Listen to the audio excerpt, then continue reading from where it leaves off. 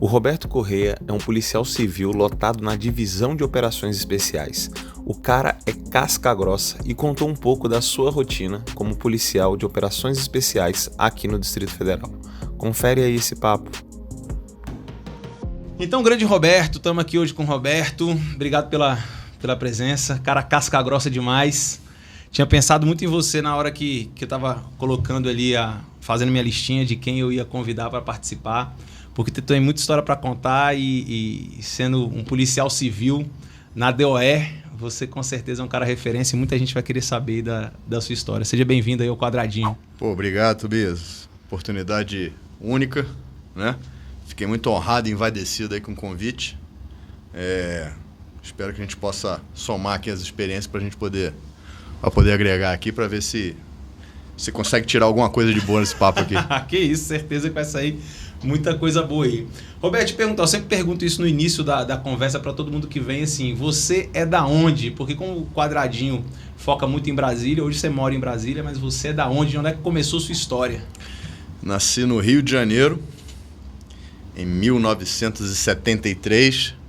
Eu estou em Brasília desde 98, porque eu fazia faculdade no Rio de Janeiro, de Direito, no FRJ. E antes de fazer faculdade, eu ia fazer faculdade de Medicina, né? Cheguei a começar, não sei o quê, mas não curti muito não, eu fui fazer Direito. Aí fiz Direito, e no meio do Direito eu comecei a estagiar, né? Aí que tinha que fazer aqueles estágios, botar o terno e gravata, ir pro escritório e tudo. Por fórum. Por fórum, né? Aí você imagina aí o zangado de terno e gravata, doutor, né? Aí, Doutor Zangado. Pra quem não sabe, o apelido do Roberto é Zangado. Não sei porquê, né? Essa cara simpática aqui. Com certeza. E aí comecei a estagiar, né? Aí eu tive uma certeza no direito, né? Não quero ser advogado. De cara, assim, no comecei estágio. a advogar, eu falei, não, de repente a área que é chata, né? Não sei o quê, papá, mas eu fui trabalhando, daqui a pouco você se adapta. Quer dizer, adaptar é uma coisa, gostar era outra, né? Sim. Então eu não gostava daquilo ali, não. Eu falei, rapaz, não quero isso aqui pra mim, não. Até gosto do direito, gostava do direito. Fui fazer direito porque eu tinha uma certa atração ali pelaquela parte de processo penal, direito penal, começava aquela coisa dos crimes, né? Medicina legal, né? Entender como é que as coisas acontecem. Aí comecei a ticar, né, as disciplinas. Não, direito do trabalho, não. Direito civil, não. Direito da família, não. Penal é legal. Mas ser advogado criminalista, será? Ficar defendendo bandido? Não sei, não. Aí começou a ver por eliminação, né? As outras hipóteses. Eu falei, polícia, né? Então, a princípio, no final da faculdade, eu já entrei em cursinho preparatório para delegado de polícia, né? Só que aí eu fiz para delegado da Federal e para delegado do Rio de Janeiro, né? Só que aí surgiram outros concursos da mesma área, espalhados aí. E um deles que surgiu foi o da Polícia Civil do Distrito Federal, né? Que até então era regido pela mesma lei da Polícia Federal. A princípio era o mesmo salário, era o mesmo conteúdo. Tem equiparação, né? Tinha equiparação até alguns anos atrás. Aí depois cortaram isso aí. A gente não é mais equiparada à Polícia Federal. Né? A gente, na verdade, é um híbrido, né? Para coisa boa, a gente é servidor federal, para coisa ruim é distrital e vice-versa. Depende. Você está sempre no pior dos dois mundos. Exato. Tá certo. Exato. Aí resolvi fazer o concurso para a Polícia Civil, né, do Distrito Federal. Naquela época o concurso foi o primeiro concurso de nível superior, mas ainda era em âmbito nacional. Então eu pude fazer todas as etapas do concurso no Rio de Janeiro. Eu fiz exame médico, físico, psicotécnico, tudo lá no Rio. Passei e aí vim para Brasília para fazer a academia de polícia, né? Aquele curso de formação. Sim. Isso aí foi em 1998. Aí depois tomei posse. Aí vim com uma Licuí direto para cá. Pô, então tu ia ser médico e de médico para policial civil. Pois é, né? Eu vejo meu pai falando isso, né? Que meu pai, quando eu larguei a faculdade de medicina, eu falei, pô, nunca te vi como médico, né? Aí eu falei, pô, menos mal, né? Não criei uma frustração. Agora, quando eu falei que ia ser polícia, aí a casa quase caiu. É mesmo? Assim, ficou meio... Não ficou muito satisfeito, mas durou 10 minutos sem satisfação. Depois ele falou, não, isso aí eu sempre vi você brincando com essas coisas, fazendo guerrinha, fazendo as coisinhas todas, não sei o quê. Aí depois que eu já estava na polícia, comecei a fazer um monte de curso por aí. Aí a gente ia mostrando para ele os vídeos, as coisas. Ele falou, pô, é o que você fazia quando você era criança. Saquei. Só que você fazia inconscientemente, né? Aham. Ou conscientemente, não sei. Mas, se tu quiser chegar a cadeira pra frente aqui, que aí você não precisa ficar tanto toda hora. Eu tô aqui vendo... sambando com a coluna. Eu imaginei. Eu tô com a minha zica aqui, eu tô tá aí? travando Tá, aqui Tá confortável? Quer arrumar um Não, tá tudo ótimo. É a cervical. É velho, né? Se você assim quiser mesmo. também a cadeira aqui embaixo dá pra colocar Não, um tá tudo certo. Frente, tá? E assim, pra você ficar mais perto do microfone e não ter que ficar com a coluna pra frente, você pode jogar só a cadeira pra frente, que aí você fica mais tranquilo. Aqui eu acho que tá bom. Tá de boa, então.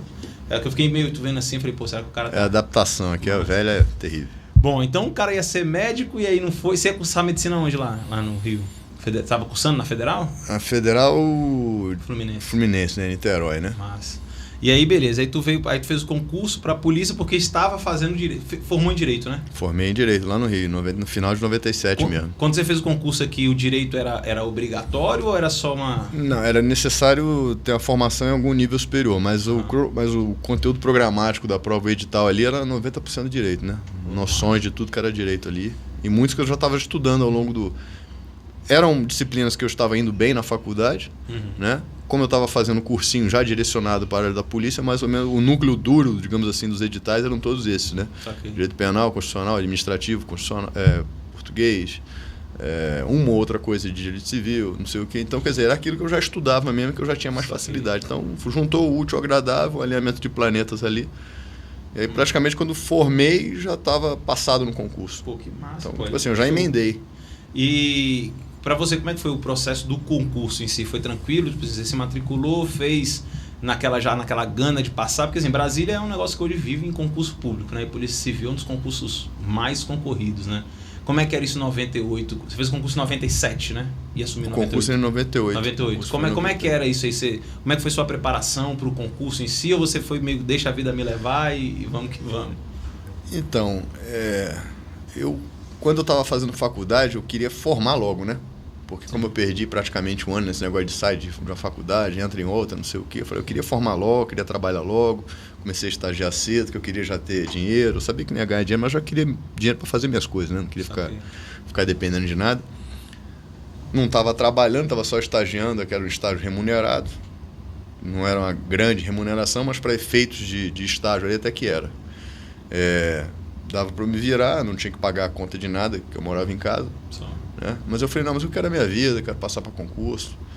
E aí eu me dediquei bastante nesse um ano de preparação, que eu juntei fim de faculdade com cursinho e tudo. E aí estudei bastante.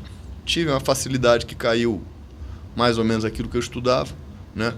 De longe não foi a mesma dificuldade que a gente vê hoje em dia aí nesses concursos. Isso é uma coisa que eu não faço nem ideia. Era diferente? Você acha que na época era diferente? Eu acho que era difícil, né? Era difícil. Mas é aquele negócio, como a gente estava em tese bem preparado e a gente não tinha uma noção dos outros. Naquela época não tinha internet, né? Você ficava sabendo as coisas através de folha dirigida.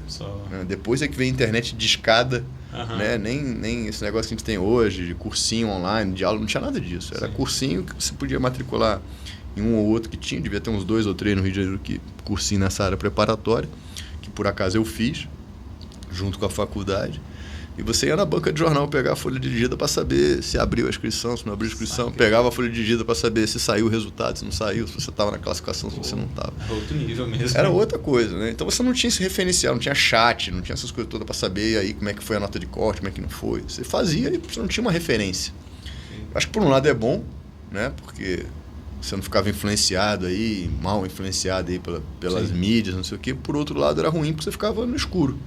Então você confiava na sua metodologia aí de trabalho, de estudo e mandava ver. Quando eu vi, estava passado. Quando eu cheguei em Brasília, quando eu comecei a trabalhar, e aí ia nos lugares, as pessoas falavam, o que você faz? Eu sou polícia. Porque no Rio, então, polícia não era uma coisa muito assim... Isso. Daqui a pouco eu vou te perguntar sobre essa atividade lá no Rio. Como é que você vê isso? Não era uma coisa muito bem vista, nem uma coisa muito almejada. E aqui em Brasília era. Sim. Pelo menos quando eu cheguei aqui, todo mundo queria fazer concurso para polícia. Era uma situação de status, digamos assim, né? Sim. Quem era policial civil tinha um certo status, né? Eu fiquei sabendo disso aqui, né? Aqui era reconhecido, né? E... Você veio por causa da diferença salarial inicialmente? Tipo assim... Eu vim porque eu passei. Sim, mas você não pensou num concurso lá no Rio? Tipo assim, pensei. Tinha um concurso até melhor para delegado de Polícia Civil do Rio, que eu estava inscrito, mas que seriam alguns meses depois de eu já ter tomado posse aqui. Daria até para eu fazer o concurso lá no Rio, né? Mas aí eu já estava focado em outras coisas, não sei o quê, e aí eu tinha que parar praticamente 6 meses para estudar, para me dedicar. E não era mais o caso, né? Eu consegui o mais difícil, que era conseguir minha independência, ganhar meu salário lá e me virar sozinho.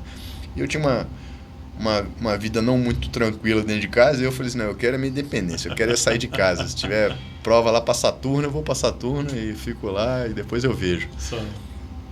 E aí, quando eu cheguei em Brasília, comecei a trabalhar, comecei a me inteirar das coisas, comecei a ver que eu estava num bom emprego, né? E foi tudo muito novo, né? Cidade nova, pessoa... Tinha quantos anos? 24 para 25 anos. Cidade nova, pessoas novas, ritmos novos de trabalho, morando sozinho. Tendo que... Foi morar onde? Na verdade, eu fui morar... Na verdade, eu fui morar com mais 2 colegas que eu conheci no curso de formação, né? Sim. Porque até então, como não conhece ninguém, eu sou de fora, você é de fora, ele também é de fora, a gente não conhece ninguém, vamos rachar um aluguel. Porque até para alugar o apartamento, você tinha que ir na imobiliária, tinha que não sei o quê. O cara falou, não, mas você me dá um nome de alguém aqui em Brasília. Eu falei, pô, mas eu não conheço ninguém. Ah, mas precisa. Aí acabou que um virou fiador do outro, né? Entendi. Os 3 morando junto. Aí botavam... mas tem que ter alguém com apartamento. Aí esse alguém conhecia alguém que botou um nome de fiador lá. Aí a gente ficou um sendo fiador do outro e pagando. Até a hora que o pessoal começou a conhecer gente, já ficar independente, aí cada um foi morar sozinho. Aí com um ano e pouco, eu já estava morando sozinho. Eu tinha alugado uma kitzinha e fui morar sozinho. Aí já morei no Guará, já morei no Sudoeste. Eu ficava, como eu falei assim, eu não moro aqui, não conheço nada aqui.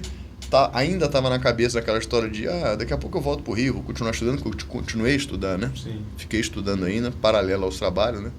Eu falei, daqui a pouco eu passo lá para delegado federal, para delegar alguma coisa, vou ficar estudando. Então eu ficava estudando e falei, como eu não pertenço a lugar nenhum aqui, cada hora eu quico para um lugar e fico conhecendo, né? Aí já morei no Guará, morei no Sudoeste, morei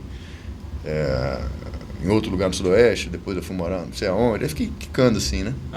Até a hora que eu dei uma estabilizada, desisti também de ficar voltando. Sim. Já estava com mais coisa aqui do que lá.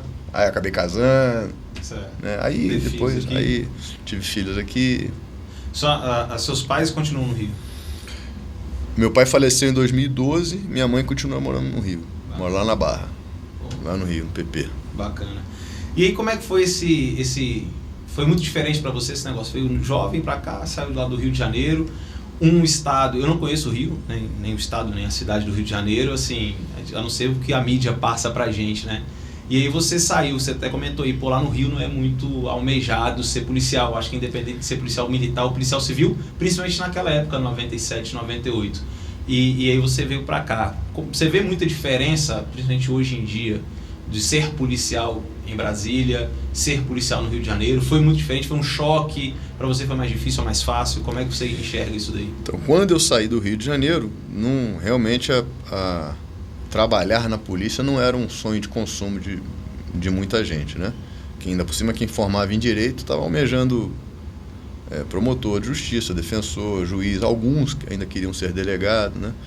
Mas no cargo de policial mesmo, pouca gente queria falar, eu quero ser policial, pouca gente tinha essa ideia. Hoje melhorou bastante, no Rio de Janeiro melhorou bastante. O salário melhorou, a procura melhorou, o nível melhorou também é nível superior, né? Então lá também melhorou muito. A questão do trabalho, eu aqui já trabalhando em Brasília, eu fiz alguns cursos, né? Aí por fora e fiz um de operações táticas lá no Rio de Janeiro, na CORE, né? E aí me formei lá como Falcão, né? Como operador tático da CORE e tive a oportunidade de estar sempre indo lá de vez em quando para operar com os colegas, né? Os problemas, as mazelas da polícia são as mesmas, né? Guardadas as devidas proporções, né? Nós não temos o índice de criminalidade que tem lá, não temos o índice de enfrentamento que tem lá, mas os problemas são os mesmos, as vantagens são as mesmas, as desvantagens são as mesmas, né?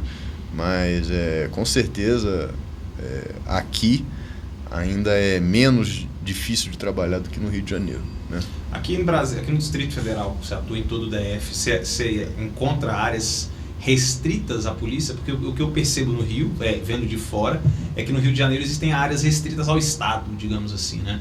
E aí, obviamente, que a polícia. Aqui no Distrito Federal, você enxerga isso também? Isso existe? No Rio de Janeiro também tem um certo mito com isso, né? Porque a polícia acabou que ela provou, através do Estado, né, de organização do Estado, de políticas de enfrentamento, que ela entra em qualquer lugar. Sim. Né? Já viu isso em 2010, viu agora há pouco com esse último evento. Então a polícia entra. A questão é a logística, a questão de interesse do Estado, né? Aqueles enfrentamentos todos que a gente sabe, né? Que a gente vê aí na mídia, aquelas coisas todas, mas que entra. Às vezes com mais dificuldade, às vezes com menos dificuldade. Aqui em Brasília, quando eu cheguei, também tinha uns mitos desses. Em tal lugar a polícia não entra, em tal lugar a polícia não entra. Até que a gente foi lá e entrou, né? Mesmo porque eles falavam isso de unidades mais convencionais, de unidades que trabalham, que não tinham um efetivo grande, nem tinham os recursos que a minha unidade tem, né? E aí a gente provou também por A mais B que não existe isso, né? O Estado, quando quer ser Estado, ele se impõe em qualquer lugar, né? E a polícia, que é o braço armado do Estado, ele também consegue entrar em qualquer lugar, com mais ou menor resistência, mas graças a Deus ainda não temos nenhum lugar nesse nível. Vão surgindo, né? Toda hora só surge um lugar diferente, que o pessoal fala, esse aqui é mais difícil, esse aqui é mais difícil. Mas nós já atuamos em 100% do Distrito Federal e conseguimos atuar em todos os lugares. Mas a minha pergunta, ela faz muita referência, assim, igual você comentou lá no Rio de Janeiro, por exemplo, 2010 foi aquela mega, foi a maior de todas, ficou mais famosa e tudo. Mas ali você viu que para o Estado atingir determinadas regiões, no Rio de Janeiro especificamente, ele precisa de uma mega operação, uma união de polícia civil, militar, marinha no caso e tudo. E me parece que aqui no Distrito Federal não existe tanto essa questão. Você com a sua unidade, o policial militar, o policial civil, ele consegue fazer incursões ali onde ele precisa. No Rio de Janeiro, pelo fato da topografia do lugar e pela questão social de tudo lá, existem lugares onde só se entra com uma determinação muito forte do Estado. Não, aqui agora nós temos essa operação.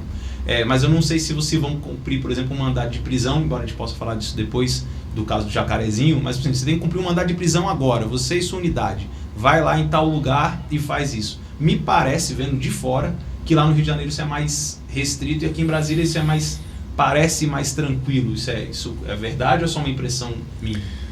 No Rio de Janeiro não é toda operação que demanda uma logística tão grande assim de outras forças conjuntas, não. Essa operação que teve lá no Jacarezinho, por exemplo, ela foi mais uma das operações, só que o resultado na mídia é que foi dado uma polemizada assim, né? Pelo resultado em si. Mas foi uma operação praticamente só da Polícia Civil, não teve junção de outras forças nem nada, não foi nenhuma mega operação. Foi uma operação que teve participação dos dois lados, né? Porque teve vazamento de informação, então todo um contexto lá. Agora, aqui em Brasília, o que difere o Distrito Federal do Rio é o sistema de informação, né? A parte de inteligência, né? A parte de inteligência aqui no Distrito Federal é muito forte, né?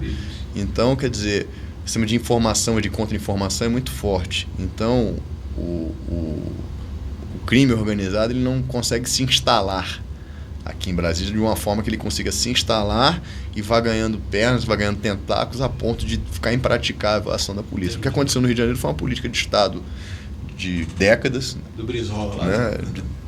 De décadas atrás aí, que teve todo aquele problema que os caras foram entrando no território, foram se adaptando ao terreno, foram se aclimatando lá à situação, não foram deixando o Estado atuar, o Estado foi ficando omisso, então eles foram fazendo um Estado paralelo, se é que isso existe, mas foram criando ali uma situação ali à par, né, que toda hora que você vai desmanchar fica pior, né? Quando você vai criando, você vai cortando a erva naninha enquanto ela está rasteira, é mais fácil. Quando deixa crescer, fica mais complicado. Então, a vantagem aqui do Distrito Federal é que, geralmente, eles migram, né?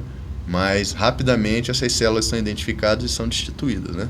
Então, vai brotando toda hora, fica uma sensação de enxugar gelo, mas é melhor você enxugar gelo do que depois de um iceberg todo e você tentar ficar quebrando, né?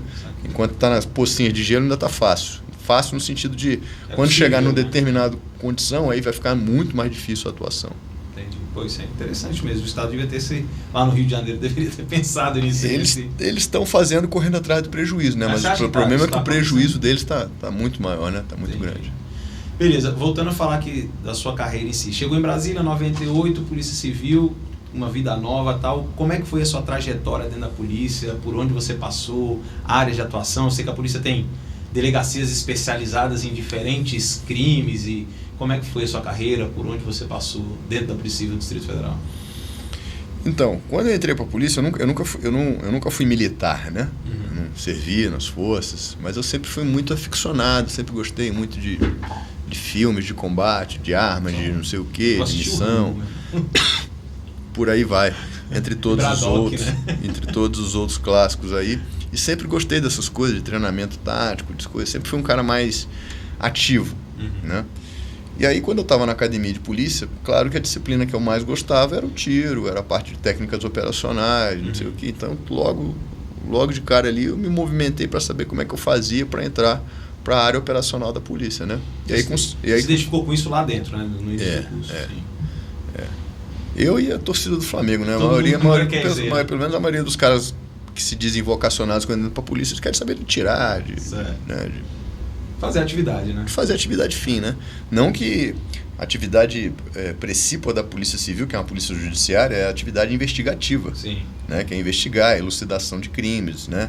Essa é a função principal da Polícia Civil, né? O que a gente faz dentro da Polícia Civil, dentro da minha unidade, é dar apoio, né, às unidades investigativas. Eles descobrem quem cometeu tal crime, aonde que esse cara está homiziado, e a gente vai lá, monta uma operação conjunta e vai lá entrar na casa do cara para cumprir mandado, né, e usa todas aquelas técnicas que a gente utiliza aí nessa parte operacional, digamos assim.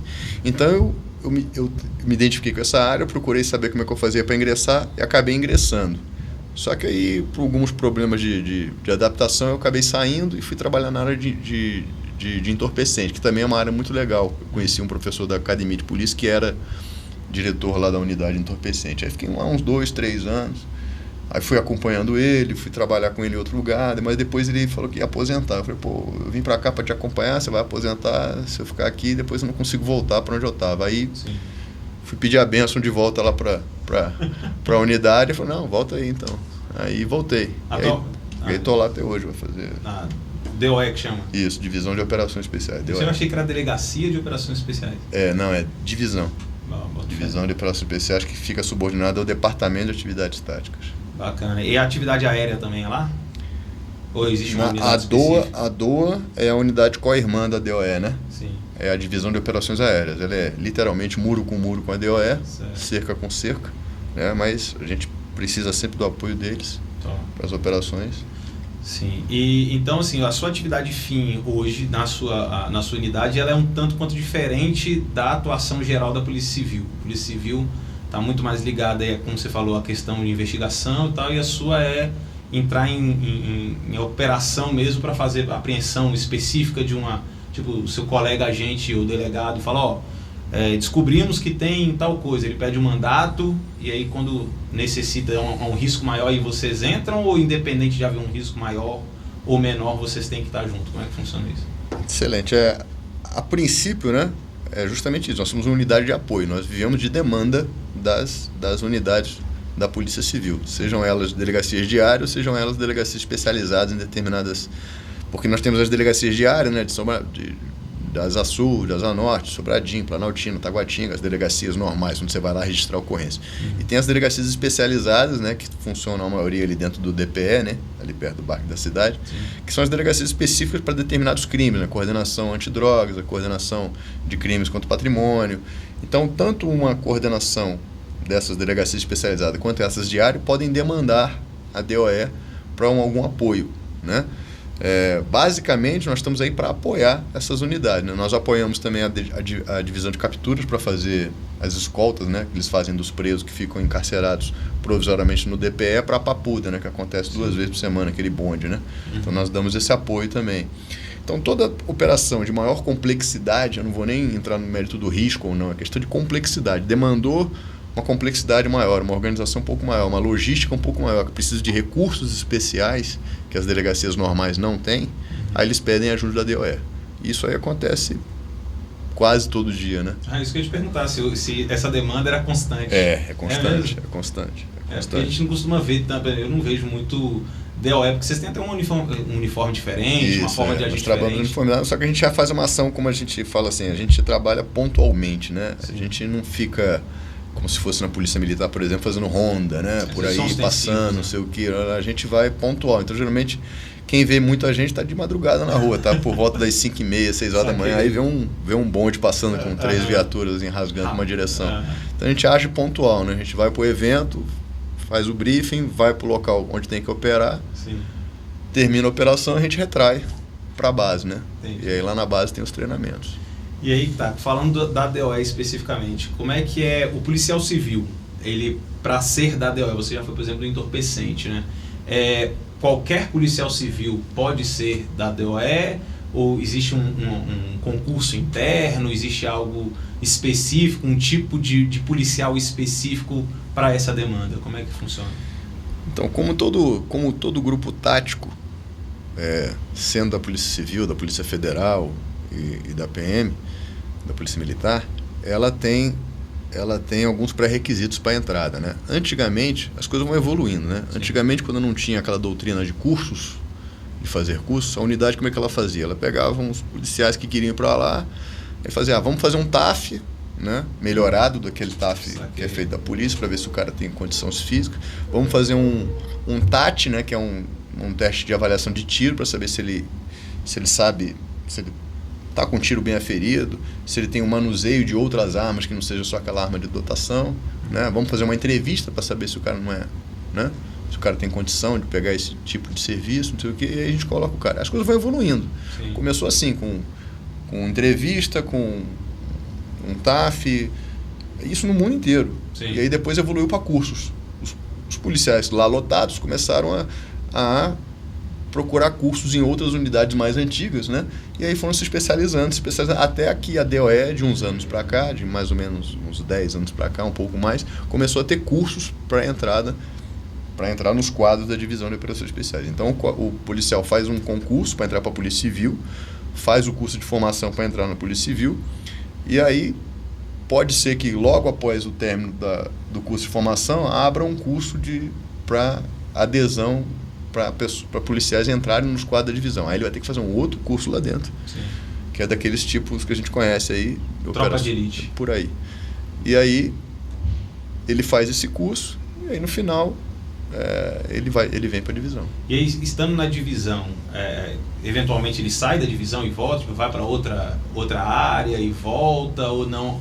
Uma vez na DOE, acaba ficando por lá mesmo? Olha, não costuma sair. Né? Os policiais que entram na divisão, ainda por cima esses que pagaram o ingresso caro para entrar, eles não costumam sair não, a não ser que eles queiram sair por algum problema, não aguentou o ritmo de trabalho, não sei o que, mas ele de tirarem ele da divisão ou dele querer sair são muito poucos os índices, são muito pequenos os índices, né? Né? Geralmente o cara quando fica lá, ele fica...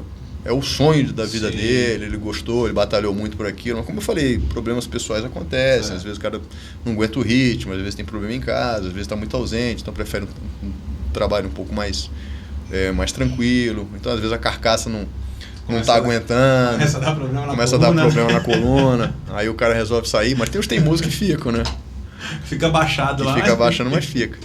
Né? Então, geralmente quem vai para lá, é o que a gente fala, só está lá quem é voluntário. Por exemplo, em outras delegacias, o cara pode até, por que você está aí? Eu estou aqui porque não tem para onde eu ir, não consigo ir para onde eu quero ir. Lá na DOE não, se você abrir a boca para ir embora, você vai. Entendi. Então quem está lá porque quer, ninguém está lá, isso aí é premissa básica. Né? Então todo mundo que está lá é voluntário. Pode estar chateado com uma coisa, estar desgostoso com uma outra, não ter gostado daquela missão, daquilo outro, mas quem está lá porque quer. Se o cara levantar a mão falando que quer ir embora, ninguém segura ele lá não. Lá no Exército, quando eu estava lá no Exército, todo mundo lá é voluntário. Não tinha conversa. Estar no Exército, você é voluntário para qualquer missão. E a gente fala que o voluntariado lá é para entrar na DOE, né? Para as missões que tem lá é tudo obrigatório. Né? Voluntário, a gente fala do voluntariado é para entrar, porque você está aqui, tudo que a gente pagar para você é obrigatório. Lá no Exército era sacanagem. Chegava lá no início da carreira, era assim, dá um passo para frente, precisamos de uma missão. Passo para frente quem é voluntário. Os caras davam passo para frente. Passo para trás. Ótimo. Todo mundo ficou atrás, bora, vocês estão aqui, vocês são voluntários, vamos embora. E era assim. Aí na DOS, então você tem uma atividade bastante específica e falou aí que fez uns cursos, né, no Rio de Janeiro, seria a DOE lá no Rio de Janeiro também? A CORE. Coordenação de Recursos Especiais. Coordenadoria de Recursos Especiais. Como é uma força estadual, né, Polícia Civil, como é que é essa integração entre essa área de forças especiais entre os estados? Existe alguém que vocês têm mais afinidade, outros estados têm menos, ou existe uma coletividade entre todos os estados, principalmente na área de operações especiais? Como é que funciona isso? Então, como eu falei, tudo foi crescendo, né? É um processo de amadurecimento, né? Então, muitos estados, por exemplo, a CORE, a Divisão de Operações Especiais na Polícia Civil do Distrito Federal, ela já existia desde 88. No Rio também já existia há muito tempo, só que com a denominação CORE começou em 2002, mas eles já tinham uma padronização de operações especiais há muito tempo. Fomos os pioneiros nessa área, né? E com ele, as outras unidades foram surgindo. Então, essa doutrina de curso começou lá na CORE, depois veio para a DOE, depois foi no Tigre do Paraná, aí tem outras unidades. Hoje em dia, a gente tem várias unidades operacionais espalhadas pelas polícias civis do Nordeste, tem umas mais modernas, outras ainda em fase de evolução, né? E com o tempo elas vão se padronizando, né? Já tem seminários em que eles se encontram, representantes de todas as unidades, para fazer uma padronização, inclusive de quantidade de tempo para duração de um curso, para ver quais disciplinas têm que ser abarcadas, para não ficar uma coisa muito... eu tenho um curso de operações táticas do Amazonas, eu tenho um curso de operações táticas de Minas, eu tenho um curso de operações táticas da Paraíba, mas quando você vai ver, não tem nada a ver um curso com o outro, um é duração de 15 dias, outro é de 3 meses. Entendi. Então eles fizeram inclusive uns seminários, né? Justamente para padronizar algumas coisas, até tipo de uniforme, né, terminologias, quais são as disciplinas mínimas que tem que ser abarcadas no local, né? Claro que não dá para fazer todas as disciplinas, por exemplo, no Rio é muito importante a área de patrulha urbana. Sim. Lá em Pernambuco, por exemplo, é muito importante aquela parte de Caatinga. Em Manaus tem que ter selva. Manaus tem que ser selva. Então, alguns lugares vão ter as suas peculiaridades, mas o núcleo duro, sim, né, tem que ter em todas elas, né? Cumprimento de mandado, armamento de tiro, salvamento, operações aéreas, né? Todas aquelas coisas ali juntas ali tem que ter um mínimo para até se valorizar o brevet que a gente fala, né? Para valorizar lá a bolachinha que você tem no peito lá da sua unidade. E vocês costumam agir em conjunto, até por questão doutrinária? Hoje vocês já conseguem atuar em conjunto? Eu imagino que, não sei se chama CORE na Polícia Federal, mas imagino que na Polícia Federal, pelo fato de ser federal, eles conseguem atuar de forma muito uniforme. Vocês que são diferentes, são estados diferentes, tudo, talvez a doutrina seja um pouco diferente de um para outro. Vocês já conseguem operar juntos? Já acontece por exemplo, no caso do Rio de Janeiro, lá em 2010, houve atuação da Polícia Civil? Eventualmente você participou? Como é que funciona isso? Nesse caso, por acaso, a gente foi, né? A gente foi lá no Rio, mas porque a gente era cursado daquela unidade. Então foram os cursados daqui de Brasília naquela unidade, o pessoal da DOE que era cursado na CORE foi para o Rio de Janeiro e somou a patrulha deles, como se a gente fosse uma unidade só. Sim. Como se nós fôssemos da CORE, né? Fomos lá e atuamos. Eu vi até que a Polícia Federal tinha também policial federal que era formado tipo no BOP, juntou todo mundo e foi uma unidade só. Isso. Então, às vezes é na parceria, às vezes oficial, às vezes não, mas é na parceria. E o que acontece muito, por exemplo, a gente opera muito fora do DF, né? A gente já operou na Bahia, já operou no Rio Grande do Sul, já operou... Em que situação? Por que operar fora? Se teoricamente aquele estado também eventualmente tem uma unidade desse tipo? É porque às vezes a quadrilha que a gente vai prender, ela mora lá no Rio Grande do Sul, mas ela comete crimes por aqui. Sim. Então, nos elos ali da investigação, comprovou-se que muitos crimes foram cometidos aqui, que tem muitas vítimas aqui, que os caras saíram daqui para ir para lá e estão homicidados lá. Então, às vezes, a gente sai daqui para ir prender lá. Às vezes, a gente sai daqui e pega auxílio dos policiais de lá para cumprir lá também, né? E dependendo da situação, por questão de logística, porque está todo mundo empenhado nas missões, como eu falei, a gente é solicitado toda hora, então, às vezes, precisa de um efetivo grande lá no interior do Goiás, que seria perto para a gente ir, mas só que a gente está demandado. Então a gente faz contato com o grupo tático de lá, com o pessoal do GT3, que são os escorpiões, e fala assim: meu irmão, tem uns mandados aqui assim, assim, assado, que o pessoal da delegacia está indo aí cumprir, só que infelizmente a gente não vai poder dar um suporte. Tem como você dar um apoio para a gente aí? Claro que é tudo formalizado, institucional. É tudo oficial. Tudo oficial. Mas a gente, às vezes, consegue resolver desse jeito, né? Mas não tem uma regra. Às vezes a gente vai em loco, né? Às vezes a gente vai lá em Roraima, né? E às vezes a gente não consegue, e às vezes a gente não consegue ir aqui no Goiás, né? Entendi. Então varia muito, né? O entorno do DF é um lugar... Eu tenho a minha vida no plano piloto. Fui criado no Cruzeiro, vivo aqui, sei lá, Taguatinga até Sobradinho, digamos, que é o máximo que eu vou. O entorno do DF, eu já ouvi há um tempo atrás que o entorno do DF estava se tornando, principalmente em governos passados, assim, uma área de difícil atuação da polícia, aumento do crime organizado, tudo isso. Você tem essa visão? O entorno do Distrito Federal é tão perigoso quanto, sei lá, a periferia de Recife, alguns lugares do Rio ou de São Paulo? Porque eu tenho essa impressão, como eu vivo no plano, eu tenho uma sensação de segurança muito grande aqui. Lá no entorno, tem essa questão mesmo? O entorno de Brasília está se tornando ou já é muito perigoso, na sua visão? Então, a gente tem umas estatísticas aí que são muito perigosas, né? A gente, em todos os campos, né? A gente vê umas estatísticas aí que a gente não tem como ficar confrontando muito. Mas realmente a região do entorno, ela é um pouco mais perigosa justamente porque não é um lugar que você tem a polícia mais atuante ali, né? Você vê, a capital de Goiás é Goiânia, né? Então eles não têm o mesmo efetivo que eles têm em Goiânia, eles não têm o mesmo efetivo em Valparaíso, não tem Águas Lindas, não sei o que, até tem uma delegacia que trabalha aquém daquelas necessidades, né? Então, volta e meia a gente atua lá. Então tem muito cara que comete crime, que é dessas regiões, comete crime, vem para cá e volta para lá, para São Miguel ou para morar lá, né? Então a gente está sempre atuando. Agora a questão da estatística, se é pior do que... Por exemplo, tem muito lugar dentro do DF que é muito pior do que muito em torno. É mesmo? Se você for ali dentro do Sol Nascente, ali, por exemplo, Sim. Não na área de cometimento de crimes, mas na área de pessoas que residem ali, que saem de lá para cometer crimes. Sim. Né? Então, se você for ali no Sol Nascente, no Pôr do Sol, ali em Sobradinho... São lugares que eu nem conheço, assim, eu sei onde ficam, mas eu mesmo Em Sobradinho, lá no Denox, sei. Por exemplo, né? Na 3, na 5, na 7, na Ceilândia, que são clássicos.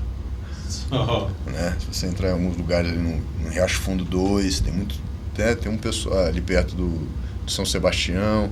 Então nós temos alguns... Eu sempre ouvi falar muito de São Sebastião, lá no Polícia nas Ruas. Alguns lugares que abrigam muitos criminosos, né? Não necessariamente a mancha criminal é grande nesses locais, mas são caras que quando a gente vai cumprir os mandatos, geralmente estão nesses endereços.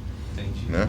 Muita gente morando em Samambaia. Não estou falando que Samambaia é só mora vagabundo, né? Que nesse lugar só mora vagabundo. Estou falando que nesses locais tem muitos dos mandatos que a gente vai cumprir, ou seja, toda vez que a gente vai entrar na residência dos criminosos, eles habitam nessas áreas, apesar dos crimes serem cometidos em outros lugares. Não, sem dúvida. A maioria das populações de onde tem esses criminosos residem são pessoas honestas e infelizmente esse 1%, ou talvez menos de 1% da bandidagem. Então, se a gente for olhar pela estatística, ali, eu cumpro mais mandados de busca na Ceilândia, Samambaia, na Porra Nascente, Sol Nascente, do que em Águas Lindas, em Valparaíso, né? Vou muito nesses lugares, mas é porque a gente vai demais em muitos lugares, né? Então, se a gente pegar a estatística, quantas vezes no ano você vai em Valparaíso? Vou umas 15. Quantas vezes no ano você vai na Ceilândia? Umas 200. Entendi. Então, E com relação a uma coisa que eu sempre acho interessante aqui em Brasília, galera que faz concurso público aqui em Brasília, que quer ser polícia, é uma das áreas do concurso público que eu acho que é muito vocacional. O cara, quando ele quer ser militar, ou quando ele quer ser polícia, seja federal ou civil, é uma questão muito vocacional. Não é aquele cara que fala assim, não, eu quero fazer concurso público para qualquer coisa. Não, cara, não. Eu quero ser polícia, eu quero ser militar. Uma dessas áreas aí. E eu vejo que no Distrito Federal o policial ele é muito orgulhoso no sentido de ter orgulho do que ele faz, ele tem orgulho de vestir a farda, até porque no Distrito Federal acho que tem um salário, não sei se é o ideal para vocês, não sei exatamente quanto ganha um policial civil ou militar, mas pelo que eu vejo da realidade nacional, tem um bom salário. Como é que você se vê, como é que você se sente sendo policial no Distrito Federal e principalmente levando em consideração a questão da nossa legislação, que você comentou no início, a questão de enxugar gelo. A sensação que eu tenho é que o policial é exatamente esse o trabalho dele. Enxugar gelo o tempo todo, ele prende o suspeito e daqui a pouco ele está solto. Como é que você se sente, tanto na profissão, sou policial, quanto de estar eventualmente repetindo o mesmo trabalho, até com a mesma pessoa às vezes, Como é que você se sente sendo policial civil, especificamente no DF? Vou começar a responder de trás para frente, então. Sim. Já houve vários casos da gente ir numa mesma casa mais de uma vez, no mesmo ano. Quando chegar a operação lá, tá aqui a foto da casa, quando olha assim, ué, mas eu já fui aqui, já aprendi esse cara aqui uma vez. Aí olhava assim, pô, esse cara a gente prendeu em janeiro e também em maio estamos prendendo de novo, né? Sim. Eu falei, pô, por que esse cara já tá na rua de novo, né? E essa sensação de enxugar gelo, a gente sempre tem, mas a gente nunca deixa essa sensação de enxugar gelo atrapalhar a nossa... A gente não entra nesse mérito. A gente vai lá aprender. Se tiver que aprender 15 vezes, a gente vai aprender 15 vezes o mesmo cara no ano. Não tem problema. A gente lamenta, sim, mas é um lamento que fala assim, pô, de novo, acabou, pronto, acabou a lamentação, vamos lá prender o cara. Como se fosse uma nova prisão. Né? Então, esse tipo de questionamento, a gente não fica fazendo porque vai saturar, né? Vai saturar, deixa o ambiente carregado, fica pesado, não sei o que, a gente pega a missão. Porque a gente fala lá que a gente não escolhe missão. Toda missão que pagam pra gente vai lá e tenta cumprir da melhor forma possível, né? Sim. O enxugar gelo é que a gente vai começar a analisar demais, mas a gente evita até isso, né? De ficar analisando demais. Com relação ao orgulho, a questão da vocação do policial, a gente meio que critica, né? Todo ano que passa, né? E todo tempo que passa, a gente vai criticando um pouco as gerações, né? Todo mundo que vai entrando, todo mundo que tá lá, né? Hoje nós já somos os antigões, né? Somos os old school da polícia, não sei o quê. Então a gente fica meio... A gente olha pro pessoal que acabou que tá mais novo lá, né? Fala assim, esses Nutelinha que entraram agora, não sei o quê. Nutella, tá? Tecnológico. Rede social, né? Policial de Instagram, que é brabão no Instagram e na hora do vamos ver né? O cara no Instagram é um pitbull, no trabalho lá um poodlezinho. Entendi. Aí... Rola muito essa diferença do antigão, pelo menos na percepção. Vocês percebem isso? Então, quando eu entrei, foi o primeiro concurso de nível superior. Né? Então, quando eu entrei, os caras que olhavam pra gente assim, esse cara aí tudo metido a doutor, tudo metido não sei o quê. Mas naquela época a gente não tinha essa influência de rede social que tem hoje, né? Então, de repente a gente não era tão... A gente não postava tanta coisa porque a gente não tinha essa ferramenta. Com certeza era isso. Mas hoje nós temos colegas que se utilizam muito de ferramentas, dessas ferramentas aí, mas ele se promove porque tem alguma coisa em via, tá montando um curso, tá lançando um livro, tá dando um curso alguma coisa, então faz até sentido ele ficar postando algumas coisas porque tem um viés profissional ali, tá querendo, né, faturar de alguma forma ali, né, seja com parcerias, né, com apoios, então tudo bem. Agora, o cara que faz por fazer, né? O cara que posta por postar, hoje mais um dia na missão, mais um dia na batalha, não sei o quê. Quando vê assim, eu tava nessa missão aí, falei, pô, para com isso, não foi essa missão toda. E você não tava nessa disposição toda na missão também. Na hora não tava assim. Para de... Você tava procurando um abrigo pra poder... Pô, filho, não mete essa não. Que porra. Não, mas com certeza tu já foi policial Nutella lá no início, os caras devem ter olhado pra você assim... Pô, devia ser o quê? Ensino médio na época, a polícia, o cara deve ter olhado pra você e falar, não, esses caras aí que sentaram na faculdade, vieram do CEUB, esses caras não vão A gente foi muito julgado, Tubi. A gente foi muito julgado, mas a gente correspondeu. Claro, a gente não viu os caras reclamando da gente. Pelo menos falou, pô, botei fé nesse novinho aí, moleque é bom, moleque não sei o quê, não tava botando muita fé não. Então a gente via, da mesma forma que a gente era criticado, a gente era enaltecido por esse lado também, né? Mas hoje em dia tá difícil. Aí. A gente olha assim, os caras falam assim, não, aí tem uns que a gente fala, não, fulano é estrela, mas pelo menos comparece no serviço. Agora tem uns que realmente dão a desejar, né? Então essa questão do orgulho, do vocacionado, eu não sei muito bem até onde que tá. Porque cada dia que passa, a impressão mais que dá é que todo mundo está tentando um concurso porque é uma oportunidade. Não tem que fazer, eu quero passar para, sei lá, para técnico não sei da onde, mas já que não tem, apareceu da polícia e é mais fácil passar da polícia é você. Agora, vocacionado mesmo, o cara está fazendo concurso porque é vocacionado, eu tenho medo de fazer um percentual aí, mas eu acho que não. Isso é uma impressão, porque assim, até tirando por mim, eu quando saí das Forças Armadas, saí do Exército especificamente, eu queria muito pra polícia. Falei, polícia, porque eu gostava da atuação. Gostava de estar no Exército e achava muito legal o que a polícia fazia e queria inclusive polícia civil. Falei, polícia civil deve ser massa, E eu pensava muito do lado da investigação, que eu falei, pô, deve ser muito massa o cara investigar a parada e saber, descobrir como é que as coisas acontecem. Claro que a gente vê muito filme e acha que tudo é parecido e na realidade não é tanto assim. Mas eu sempre tive essa impressão que nas Forças Armadas e nas polícias a vocação porque eu acho que é um trabalho muito de risco. O seu trabalho é um trabalho arriscado, né? Eu sou professor, vou lá, dou minha aula tranquilo, existe algum risco, eventualmente pode até ter, se o professor é de um lugar perigoso e tal, mas o seu trabalho envolve efetivamente colocar a sua vida em risco. Eu sempre pensei nessa questão da vocação, acho interessante essa sua percepção de eventualmente você não estar percebendo nesse momento essa... Como eu te falei, a área onde a gente trabalha, dentro da polícia, é uma área que a gente procura o problema, né? A gente está se expondo ao risco, a gente procura o problema. Desde os treinamentos, né? Que a gente está colocando sob estresse físico e tudo, até a própria missão propriamente dita. Não estou dizendo que os outros colegas não sofram risco na atividade deles.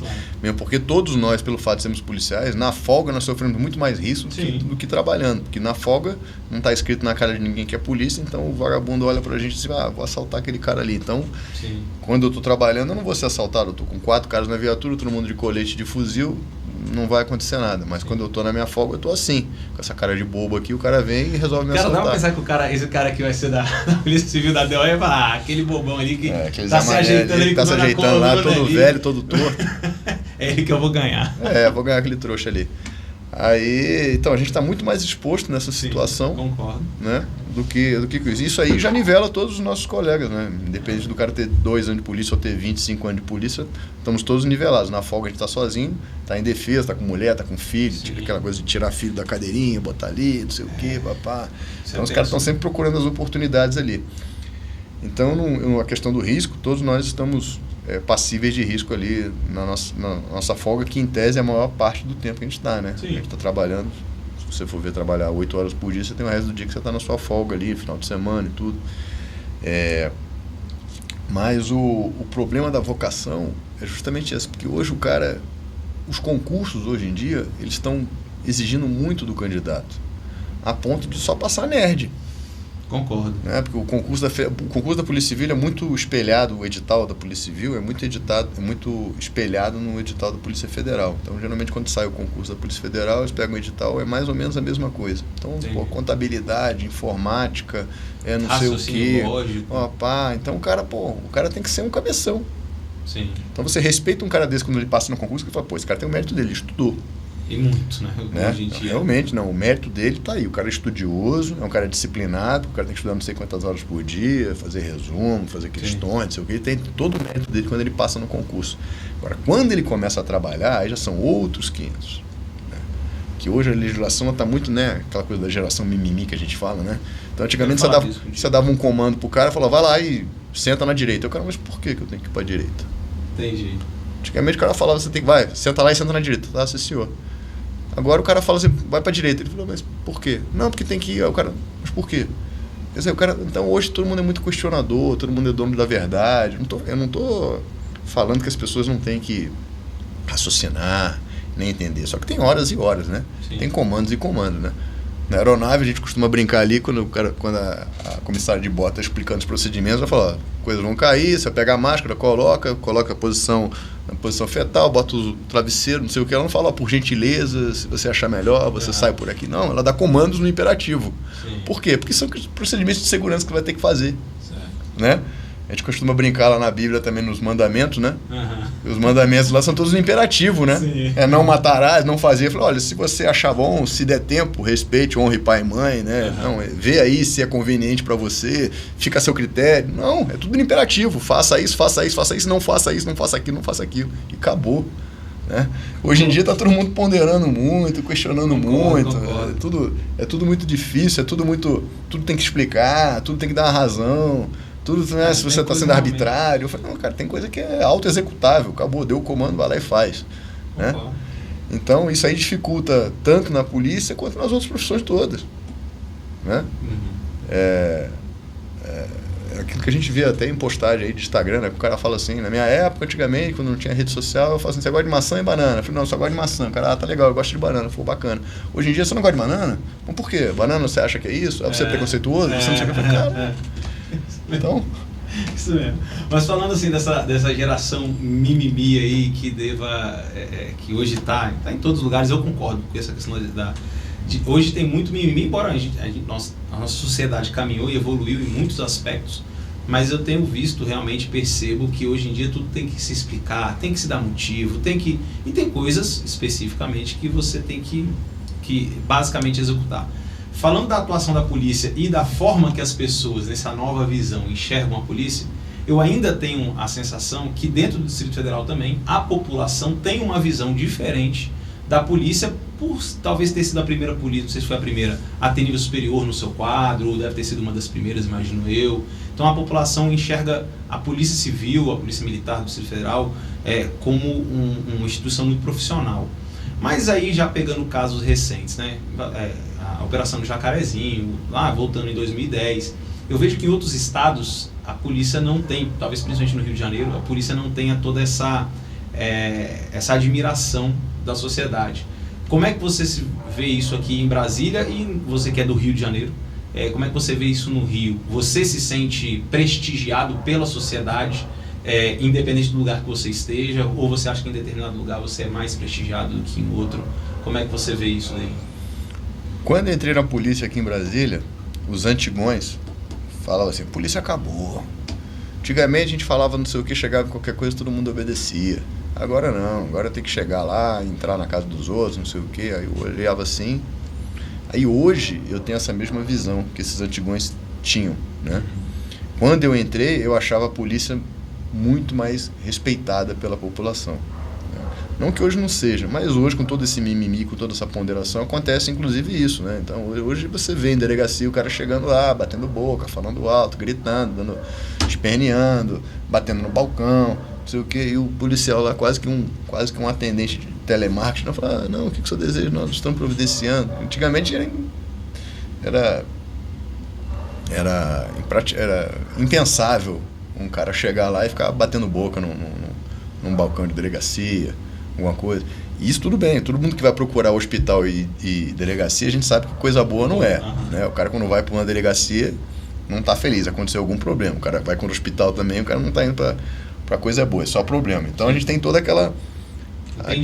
todo aquele entendimento, saber que quem está procurando um serviço policial ou um serviço hospitalar está precisando, né?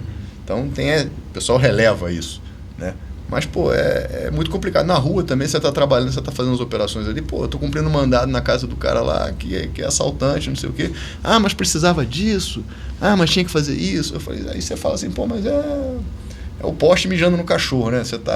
Ninguém pergunta por que a polícia está na casa do cara. Está perguntando por que a gente está lá arrombando a porta do cara, por que está fazendo barulho, por que está algemando. Eu falei, pô, você pergunta o que esse cara fez para merecer isso? Você sabe qual é o teor desse mandado aqui, sabe qual foi o crime que esse cara cometeu, né? Isso porque a gente prende de uma forma profissional, a gente chega lá, não fica pegando o cara e batendo, a gente vai lá, algema, prende, bota no cubículo, leva. Não ofereceu a resistência, né? Não, a gente não se apaixona pela ocorrência. Entendi. Né? A gente chega lá, quando chega na missão pra gente, a gente nem leu a ocorrência para saber do que o cara fez, deixou de fazer, a gente vê lá o mandado para casa do cara, o endereço, né?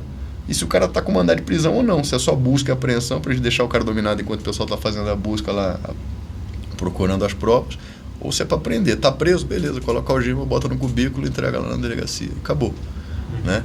Então a gente não fica naquela de falar, você, vagabundo, fez isso, você não tem vergonha não. A gente não tem discurso, a gente não tem conversa. Entendi. A gente não se apaixona pela ocorrência. Né? A gente não tem esse tipo de situação ali. A gente é profissional, chega lá, pega o nosso cliente, leva embora. Mas você acha que aqui em Brasília, independente do lugar, é assim? Ou você acha que, como eu te falei, a sensação que eu tenho, pelo menos no plano onde eu vivo, as pessoas admiram quando vê a viatura da Polícia Civil, o cara com a polícia escrito Polícia Civil em cinza, nossa, o cara da Polícia Civil, até pela dificuldade do concurso público, essa coisa toda. Você vê isso aqui também, sente dessa forma? Eu acho que diminuiu, Tobias. Eu acho que diminuiu. Isso é só uma impressão minha mesmo. Eu queria que a maioria da população tivesse essa impressão aí, mas eu acho que diminuiu muito essa suposta admiração, né? A gente, então, se bem que a gente vê aí, quando vê esses noticiários policiais, né? Quando a gente está fazendo uma operação no lugar, o pessoal fica ali meio escondido, fica meio que reclamando. Aí depois, quando a casa do cara é assaltada, o cara vai dar entrevista lá, falando, porque falta policiamento, não tem polícia. Que se for depender do morador, ele quer uma viatura embaixo do prédio dele. Não é nem, não é nem dentro da quadra, é embaixo do prédio dele. Sim. Ele quer uma viatura, eu tô falando isso, não é nem da minha alçada, que isso é da polícia militar, a gente não faz esse tipo de policiamento. Mas a polícia militar sofre ainda mais com isso, porque se depender deles, da população, eles querem uma viatura da polícia ali, debaixo do prédio dele. Mas desde na frente do comércio dele, quando o cara vir abrir e fechar. Mas o resto eles não querem. Mas desde que também não autuem o prédio dele, ou ele, ou o comércio dele. Eu quero aqui. Não, mas peraí, aí não, aí já é abuso de autoridade. Você tá revistando aqui por quê? Exato. Você está me fazendo essa abordagem aqui, aqui por quê? E aí sim, entrando numa área mais polêmica, especificamente agora lá na operação do Jacarezinho, eu acompanho tudo muito hoje por internet, eu tenho assistido cada dia menos TV, ultimamente, claro que dentro da visão de cada um, a mídia está mais ou menos tendenciosa, e eu acompanho muito pela internet. E na internet, o que saiu de notícia da operação do Jacarezinho, imagino que você já tenha passado por situações parecidas, mesmo aqui no DF, vou só usar essa como exemplo. Morreram não sei quantas pessoas e tudo mais. Eu vi uma explicação muito interessante, não sei se você conhece, do delegado da Cunha. Ele tem um canal no YouTube, ele é delegado lá do São Paulo. Mas eu vi uma explicação muito interessante dele. Assim que saiu tudo, ele pegou as principais manchetes, né, e começou a falar, olha, vocês estão falando aí, ele mostrou lá a lista de apreensões, não sei o que, o policial que faleceu com um tiro na cabeça.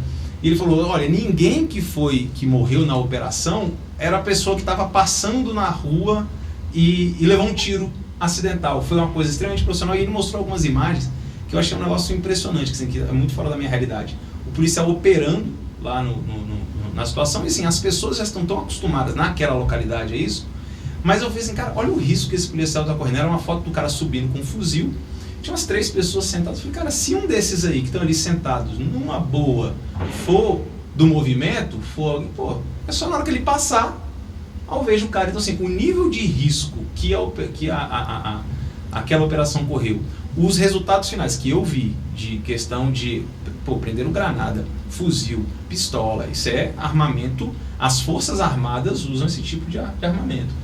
E a repercussão que deu na mídia, ao meu ver, muito de forma equivocada, ou no mínimo muito apressada, de já dizer, foi genocídio, foi não sei o quê. Como é que você vê isso e como é que você se sente vendo isso? Voltando naquela pergunta anterior que eu te fiz, da história de enxugar o gelo, né? E de ser visto na sociedade. Como é que você vê essa atuação da mídia hoje em cima de vocês, hoje das redes sociais, todo mundo, imagina que você vai fazer uma operação, o cara tira o celular do bolso e, opa, peraí, tô vendo aí, vou filmar o cara porque você tá fazendo errado e não sei o quê. E como é que é isso aí para você? Então, isso tudo é muito difícil, né? Essa operação em tese aí do Jacarezinho, também não vou entrar muito nesse mérito aí, justamente porque a gente viu aí na mídia muita conversa equivocada, né? Muito argumento, no mínimo, como você falou, precipitado, né? E você já citou vários fatores aí que já explicaram muita coisa, né? Você vê o nível de estresse que o policial tem que ter, porque ele já está subindo e primeiro ele tem que fazer aquela identificação positiva do que é alvo, do que não é alvo, do que é ameaça, do que não é ameaça. E o vagabundo não. O vagabundo tá vendo o pessoal uniformizado subindo e fala, meu alvo tá ali. Sim. É aquele pessoal uniformizado. Agora o policial, quando tá subindo, ele não tá vendo.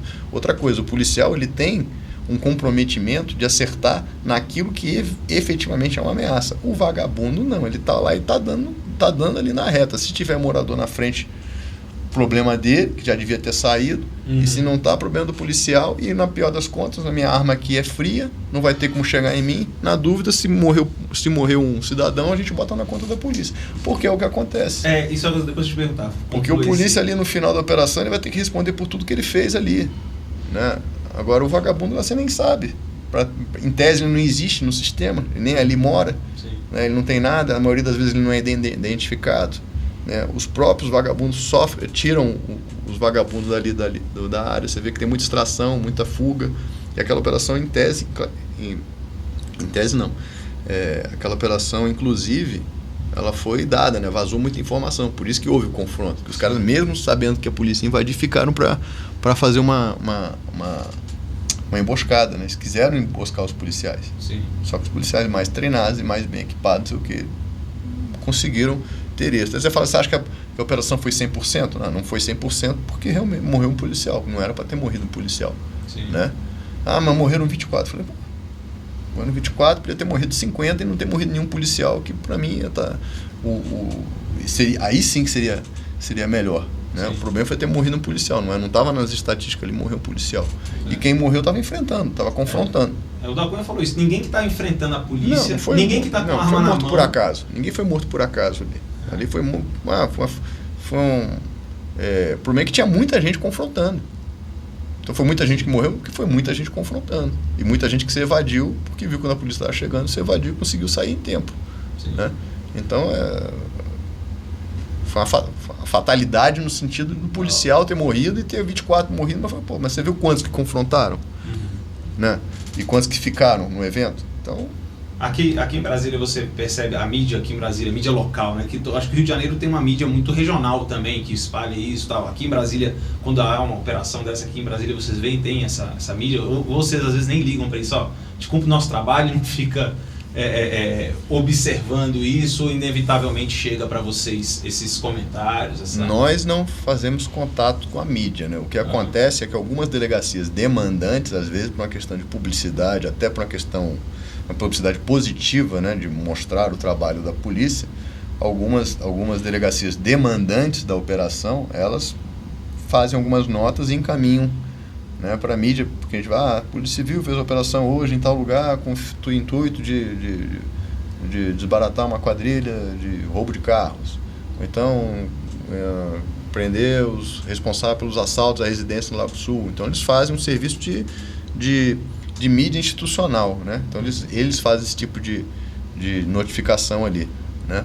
Mas da gente mesmo procurar a mídia para fazer propaganda ou para falar alguma coisa, a gente não tem muito desenvolvimento não. Então, bem que na maioria das reportagens fala, Polícia Civil, a 10ª delegacia fez tal prisão, a delegacia de crimes de repressão ao patrimônio fez tal delegacia, com apoio da Divisão de Operações Especiais, com apoio da Divisão de Operações Aéreas. Então a gente mesmo não tem esse envolvimento com a mídia não. Volta e meia, essa fotinha nossa aí, algum vídeo aí, porque a gente está chegando, está sendo preso, não somos nós que procuramos, né?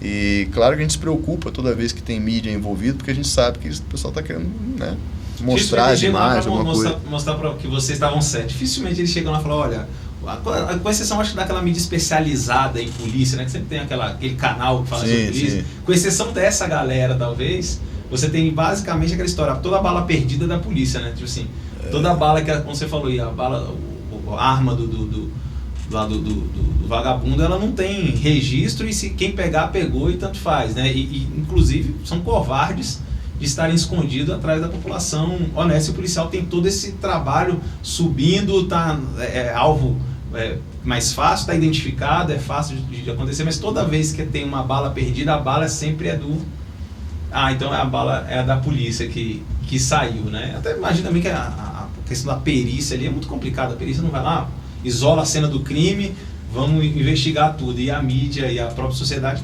Mas eu tenho ficado muito espantado como a sociedade tem visto isso, nas redes sociais principalmente. Tá? Esse caso de Jacarezinho, eu falo dele porque ele é recente, foi muito exposto, das pessoas comentando, assim, morreram, cara, mas todo mundo que morreu, eu não vi, depois posso estar enganado, que ninguém que morreu, tipo assim, não tinha nenhuma passagem, era a pessoa que estava tudo certinho e estava realmente, era um daqueles que eventualmente estava sentado lá, a polícia subindo, até onde eu vi, posso estar enganado. Não tinha isso. E ainda assim as pessoas comentam, a polícia é genocida, a polícia não sei o quê, mas quando precisam, como você comentou, é justamente na delegacia que ele vai lá, todo manso, falando... E fala que está precisando de ajuda. É engraçado porque nesse evento específico aí, o que brotou de especialista em segurança pública, né? Foi né, o cara, todo mundo virou entendido de segurança pública, todo mundo virou, penso que é que nem futebol, né? Vê a partida aí, todo mundo comenta, aí todo mundo fala, todo mundo acha que o cara jogou mal, todo mundo acha que o técnico é burro, que não sei quem, né? Então, isso aí, todo mundo dando pitaco, né? Gente que nem mora lá, sim, que nem conhece, não sabe nem onde é que fica o Jacarezinho, nem sabe onde é que fica a cidade da polícia, mal sabe ele que é muro com muro ali o negócio, né? Que atravessou a rua da cidade da polícia, já está no Jacarezinho. Sim. Que de dentro do Jacarezinho você consegue atirar dentro da cidade da polícia. Sim. Né? Então, muita gente falando sem saber, sabe? Falando por falar, né? Matou, não, tá errado. Olha, a gente já viu reportagem lá falando que a mulher falou, né? Pô, como é que pode? Mataram 24 e só morreu um policial. Olha como é que pode, como se só morreu um policial. Desde quando tinha que ter morrido um policial? Tinha que ter morrido policial nenhum, né? Também não tinha que ter morrido os caras. Eles morreram porque estavam confrontando. confrontando. Se a polícia chegar, manda os caras se render, você estava preso. Então, se bem que alguns foram presos. Sim. Porque se renderam. É uma diferença que eu vejo muito, eu queria que você comentasse, eu tenho uma opinião específica, depois eu até falo.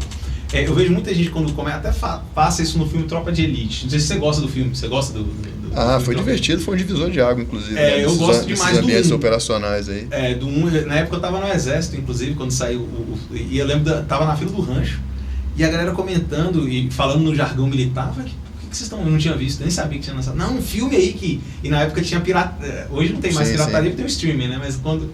Não, já tá lá no pirata, vai. Eu falei, cara, e como era muito o nosso jargão militar e tudo mais. Eu fiquei muito impressionado. Mas lá no filme, o deputado lá, esqueci o nome, que vira deputado, que se torna deputado, que era de direitos humanos, ele fala, lá no... No 2, né? O Fraga. Ele vira... Não, o Fraga era o corrupto. O Fraga era dos direitos humanos, né? Que tá na cadeia, que então vai lá pro... Mas no 1 ainda, quando ele tava no 1 ainda, ele fala que... Não, mentira, já é no 2, que ele tava na prisão, que tem que tirar ele da prisão. Lá no bairro rico, o caveirão não entra, lá no bairro do não sei aonde, o BOP não vai, que no caso lá é a Polícia Militar. E na periferia, o que tem são essas forças, o Choque, o BOP, e da CORE, o ADOE. Eu tenho uma opinião muito específica do porquê que isso acontece, porque que em um o caveirão não entra e no outro o caveirão entra, mas pra galera que assiste, assim, por que existe essa diferença? Por que num bairro você tem lá o caveirão e no outro bairro você não tem? Me dá sua justificativa, por que tem e não tem não, que o Fausto está certo ou não. A minha justificativa é a necessidade. A necessidade. Eu sempre falo isso quando estou em conversa. Você vai entrar num bairro, vou pegar o Brasília, você vai entrar no Lago Sul para fazer uma prisão de um super traficante. O cara abre a porta para você, tudo bem, policial, pode me levar, tá aqui, pode ir, liga para advogado dele, tô indo para delegacia, tô indo para delegacia tal, me espera lá. Na periferia, isso não acontece. Na periferia existe o confronto e existe o risco do policial. Por isso a necessidade de um material específico do helicóptero blindado, do caveirão, e no Lago do Sul, por exemplo, não ser necessário. Essa é a minha teoria. A gente cumpre mandado no DF todo. Sim. A gente, DOE, cumpre mandado no DF todo. E o tratamento que a gente dá para é para residência, o tipo de edificação. A gente vê como é que é a forma de aproximação que a gente vai ter em determinada casa, qual é o tipo de aproximação que a gente vai ter com cerca, com muro, com portão. Se a casa é muito difícil da gente entrar, se não é. A gente não trabalha com a hipótese de não reação por parte de quem está sendo preso. Claro que o histórico de quem está sendo preso é importante, porque a gente já foi cumprir mandatos no Lago Sul, que era de traficante que estava morando lá, não sei o que, a gente entrou como se estivesse entrando na Ceilândia, dentro do sol nascente. A diferença é que a casa era mais ampla, mais organizada, mais limpinha, mas a gente fez o mesmo modus operandi que a gente fez na Ceilândia, a gente fez no Lago Sul. Ou seja, o mesmo modus operandi que nós fizemos no Lago Sul, nós fizemos na Ceilândia. Sim. Né? A diferença é que, às vezes, um local tem uma possibilidade de evasão do cara, então, às vezes, dá para uma área de mato e o cara pode se evadir. Um tem um histórico de evasão, tem outros que não tem questão de reação. Então, o chegar mais manso ou chegar mais agressivo não tem muito a ver com a localização dele, não. Pelo menos aqui em Brasília, na nossa atuação, não tem muito a ver com isso, não. O que tem a ver justamente é o histórico da ocorrência. Né, da situação lá, quando chega pra gente falando, aqui o cara é perigoso, aqui o cara já tem histórico de reagir. Então, se bem que muitas dessas ocorrências em tese simples de Maria da Penha, de marido que brigou com a mulher e bateu na mulher, aí a mulher vai lá na delegacia registrar a ocorrência, aí pega 2 policiais ali do balcão, junta uma guarnição ali da Papa Mike que está passando da PM, eles vão lá e é recebida a tiro. Entendi. Em tese, uma ocorrência simples. E aí o cara ainda no calor da emoção, da discussão, às vezes está bêbado, às vezes está drogado, o cara saca a arma, sai com um facão e sai dando... Quer dizer, ocorrências simples que evoluem, né? Já vira uma crise, uma coisa que aparentemente seria tranquila e vira uma crise. Isso não tem muito a ver com a localização. Né? Tem muito a ver com o tipo de ocorrência. Né? Então, no próprio filme, quando o cara fala isso, ele fala sem conhecimento de causa também. Sim. Porque ele fala do que ele vê, porque na Ceilândia acontece muita operação. Sim. Também tem muito mais pessoas vivendo. E tem muito mais gente morando lá. Então, agora, no Lago Sul, pro tipo de crime que a gente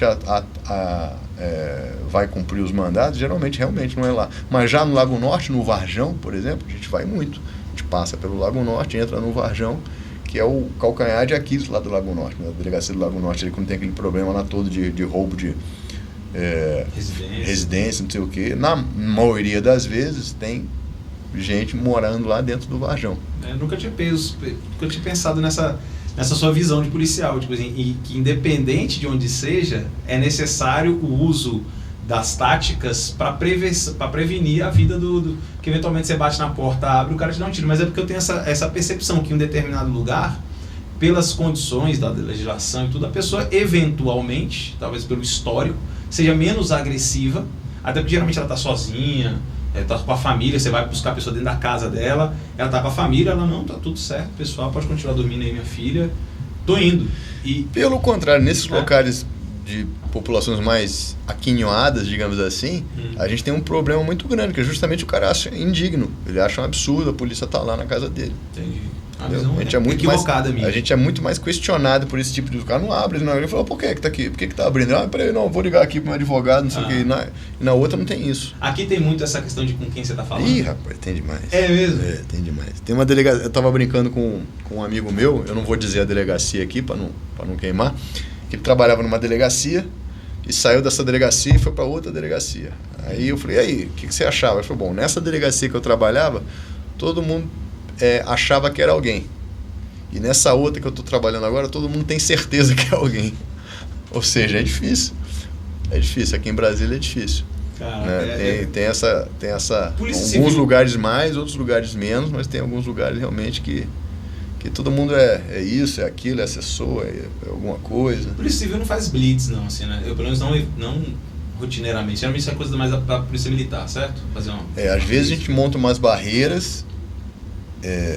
em rodovias, mas uma ação pontual, porque o serviço de inteligência já plotou que está vindo algum carro, vindo assim, a gente quer pegar aquele carro ali, mas blitz normal, dessas rotinas de averiguação, igual o pessoal faz de Detran, de lei seca, coisa não. É porque eu imagino que seja nessas situações que com quem você está falando, que deve ser muito mais... Por isso que lá no Rio, apesar das coisas serem não tão organizadas e um pouco mais bagunçadas, como o pessoal gosta de falar, a lei seca é muito mais rigorosa lá no Rio de Janeiro do que aqui em Brasília. Lá, a cada esquina tem uma lei seca, que são 5 órgãos fiscalizadores, justamente para não ter influência de ninguém, dando carteirada de ninguém. Entendi. Eu sou do TJ, tem o TJ, tem um cara da corregedoria TJ. Eu sou bombeiro, tem aqui, não sei o que, tem alguém. Então tem 5 unidades ali apoiando, justamente para evitar essas carteiradas. Deve ser uma bosta essas carteiradas. O cara cumprindo o dever dele, isso. Cara... Então tem gente de tudo que é segmento lá, e lei seca lá é ruim. Tanto bem que ninguém sai de carro lá no Rio. No Rio ninguém sai de carro, de noite pelo menos, né? Sim. O cara ou sai ali Por isso que aumentou muito o comércio local ali nos bairros que eram mais residenciais, mas aumentou muito a questão de bares em bairros locais, que eram antigamente residenciais, porque o nego sai andando e vai para um barzinho ali perto. Então pega um Uber, um táxi, qualquer aplicativo desse e vai. Ninguém sai com um carro particular à noite no Rio de Janeiro, não. Nossa. Hoje mais. Cara, essa atividade de vocês, da Polícia Civil, da polícia em geral, eu admiro bastante a polícia por ter uma afinidade, por ter sido das Forças Armadas, admiro demais a profissão de vocês e os riscos que vocês correm, né? Eu sei que existem maus policiais em todos os lugares, mas imagino que o mau policial seja um problema principalmente para vocês, né? Vocês devem ser os primeiros que querem eliminar, do ponto de vista da instituição, né, esses maus policiais, porque contaminam o trabalho de vocês, a opinião da opinião pública a respeito de vocês, porque isso infelizmente acontece, né? Lá no Rio de Janeiro tem a tal da milícia, você que é do Rio de Janeiro mais uma vez, como é que você vê isso, assim, essa atuação de pessoas pseudo do Estado, ou que eram do Estado, ou que são vagabundos travestidos de autoridades estatais. Lá no Rio de Janeiro é real essa questão? Talvez não tenha esse conhecimento de causa por morar tanto aqui, mas como é que você vê isso lá no Rio?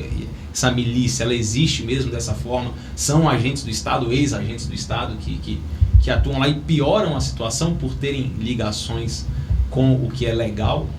Você vê dessa forma? Já diminui. Tem bastante em algumas áreas, mas já diminuiu muito, né? Mas ainda tem uma influência muito grande lá, mas já diminuiu bastante, né? Mas é basicamente formada justamente por ex-agentes do Estado, né? Que se contaminam com determinadas realidades ali, né? E movidos por uma linha de honestidade muito tortuosa, né? Porque os critérios de honestidade, os critérios do que é legal, do que é ilegal, eles vão se dilatando de acordo com a sua e de acordo com a sua vivência, né? Então, por exemplo, o que é imoral para um policial de ponta que trabalha numa UPP dessa da favela, a questão de moralidade dele é muito tipo assim, o nosso é mais estreito, né? A gente anda numa corda bamba. O cara não, ele já anda numa calçadona de 20 metros ali, porque para ele considerar alguma coisa imoral, porque o cara vê tanta coisa, né? Que para ele a noção de ética, a noção de coisa fica meio que fica deturpado. Fica meio deturpado, né? Então o cara muita coisa fica sendo aceitável para ele, coisa que é inimaginável a gente ter determinadas condutas para aquele cara. Ele fala, mas tem, ele começa a justificativa de muita coisa. Então até mesmo ele, quando vai trabalhar na milícia, fala, eu tô correndo atrás do meu aqui, eu tô fazendo não sei o quê, rapaz. Então até ele mesmo que tá na milícia, ele acredita. Sim. Ele acredita que não tá fazendo nada demais, que tá se adiantando, né? Só que claro que já tem níveis e níveis ali de atividade ilegal ali, né? Que são facilmente puníveis, mas que eu falo assim, o trabalho que a nossa corregedoria de polícia aqui no DF tem é muito diferente da do Rio de Janeiro. Do Rio de Janeiro, os caras, se eles forem apurar exatamente tudo que for um desvio de conduta, não sei o que, os caras não trabalham. Entendi. Então é um negócio mais sério, assim, exatamente. Então, tipo assim, o que eu quero dizer é o seguinte, que o policial em Brasília, o nível de corrupção é infinitamente menor do que no Rio de Janeiro. Tem a ver com salário? Porque eu sempre ouço essa questão, o Brasil, o policial é bem pago. Hoje não está tão bem pago, porque tem outro salário, tem outras polícias civis, outros estados que estão pagando bem melhor. Já foi a melhor polícia, já foi a polícia civil mais bem paga, porque era igual a da federal. Perdeu esse vínculo e tem policiais de outros estados que ganham mais do que a gente. Não sabia. Né? E tem a ver com o nível, tem a ver com a tradição e tem a ver também com os órgãos fiscalizadores. O Brasil é pequeno demais, né? O Distrito Federal é pequeno demais.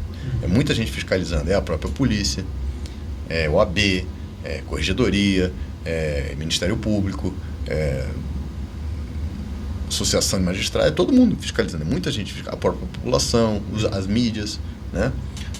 Então a gente tem muito, digamos assim, relação fiscal policial, relação, né? Quando você tem 1 para 20, sei lá, aqui você tem 1 para 5, digamos assim. Então e o trabalho do policial aqui, ele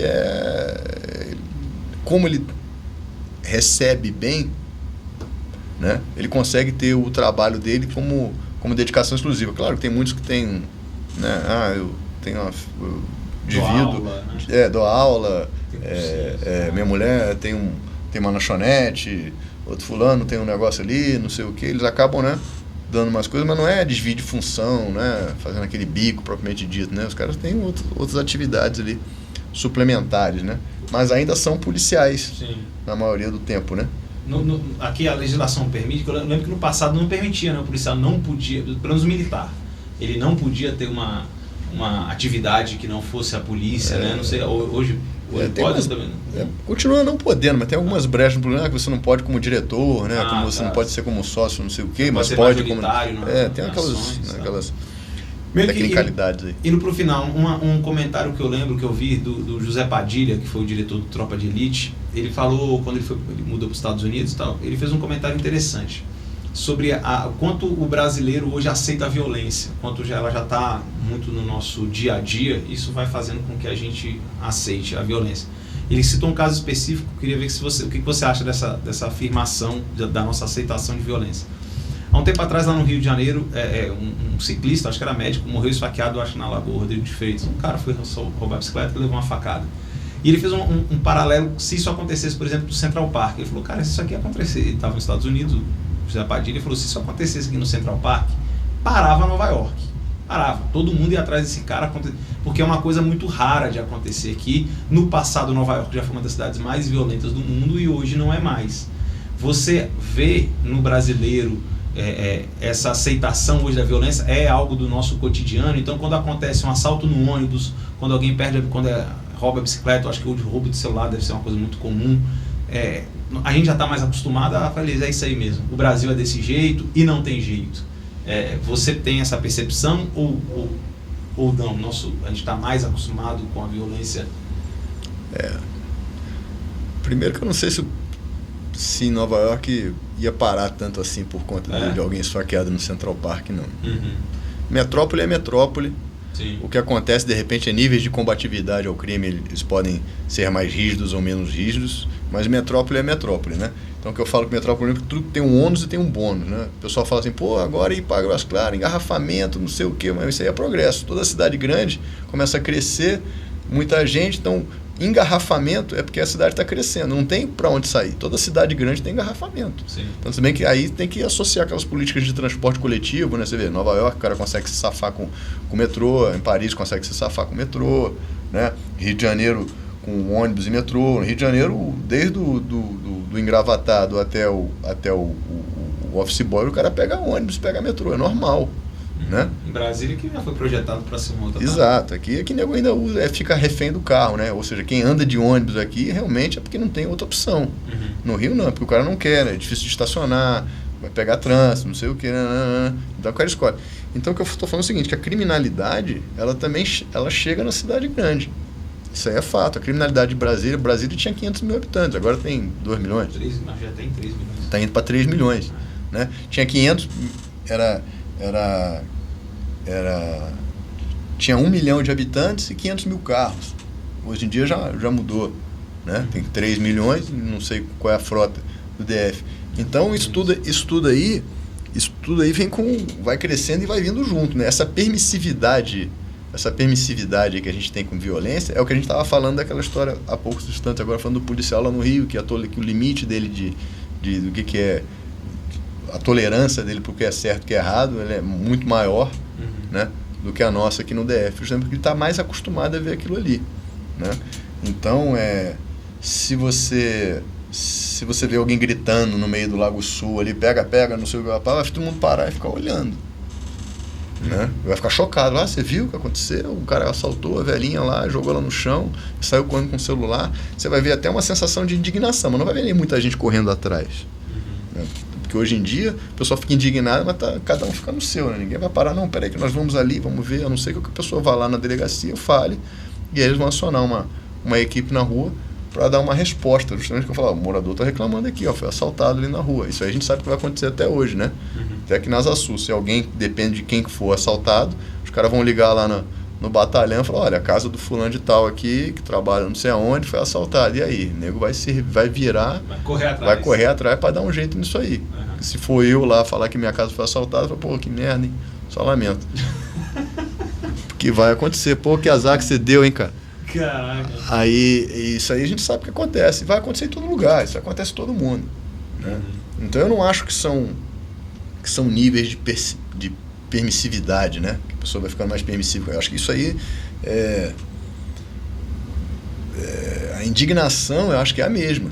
Agora tem gente que pelo fato de ver isso todo dia, de ver violência todo dia, ela fica acostumada com aquilo ali. Sim. Né? Mas quando é com ela, o prejuízo é grande. Certo. Né? Então, por exemplo, o morador lá da favela, lá do Jacarezinho, ele viu aquela atuação lá, que resultou naquele cenário, mas ele já viu várias outras, né? E tá lá, o cara tá saindo de casa, tá vendo a polícia passar com um fuzil, se fosse na primeira ele ia ficar dentro de casa. Ele tá saindo e fala, é a polícia que tá subindo. Ele vai lá e desce e tá fazendo. Mas, tipo assim, na cabeça dele, ele fala, eu tô fazendo nada de errado, eu tô certo aqui, eu vou continuar a minha vida. Porque se eu for esperar a polícia parar de coisa aqui pra eu sair, eu não saio de casa. Entendi. Então, eu acho que não tem muito a ver com permissividade, não. Eu acho que tem a ver com a pessoa estar acostumada a ver aquilo ali e não se chocar tanto, porque não tem outra opção, né? E outros que ficam mais chocados. Mas na hora de reagir, de fazer alguma coisa, eu acho que o nível de estagnação mesmo. É isso aí, cara. Realmente Polícia Civil e Polícia Militar, como eu estava dizendo aí, encaminhando para o final, assim, eu admiro demais a profissão de vocês. Vocês colocam a vida de vocês para proteger a sociedade. Eu quero parabenizar você, parabenizar aí todo mundo que estiver assistindo, que for policial, independente da instituição. Vocês são heróis nacionais, correm um risco muito grande por nós, por toda a sociedade.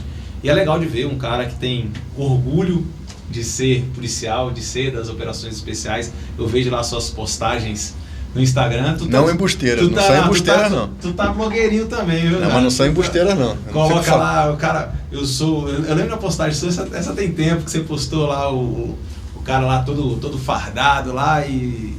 Eu acho que era uma espécie de uma oração, eu não temerei mal algum, não sei o que. E no final, porque eu sou o cara, mas não sou eu na foto, nem nada. Eu sou o cara que vai tocar o terror aqui, eu sou o mais perigoso da parada. Acho interessante. Tu tá blogueirinho, não para de postar coisa não, tá o tempo todo. E assim, cara, eu queria muito que a polícia tivesse realmente uma valorização maior no nosso... Eu realmente não sei muito qual é a realidade do DF. A sensação que eu tenho é que no DF a polícia é muito bem remunerada, valorizada, embora eu não faça a menor ideia de quanto ganha um policial civil, um policial militar, mas muito pelo que eu vejo e chega para mim da mídia. Mas ainda somos bem afortunados e ainda somos privilegiados comparado com o restante das forças policiais. Eu estou dizendo que não é mais a mais bem paga. Tem outras aí mais bem pagas aí, e nosso volume de serviço também, ele é grande, mas não é nas mesmas proporções que é no Rio de Janeiro. Nós trabalhamos demais, fazemos operações 2, 3 vezes na semana, mas não é o mesmo tipo de operação que os colegas lá da CORE, por exemplo, fazem. A realidade deles é outra situação. Com certeza o enfrentamento que eles têm lá, eles têm aquela situação de sai de casa e não sabe se vai voltar. Realmente esse ditado se aplica bem a eles. É uma zona de guerra, né, cara? Assim, ou não, você não pensa lá... Então, isso depende de onde você mora, com o que você trabalha. A minha mãe, ela conhece tanto de violência urbana quanto você conhece. Ela mora lá há 60... Minha mãe é francesa, mora no Rio há 60 anos, mas ela mora lá na Barra da Tijuca. Você é cidadão francês? Sou também. Ah, meu Deus, você fala com biquinho, mas com zero. Croissant. Minha mãe... Não sabia dessa não, pô. Que massa. A minha mãe mora lá...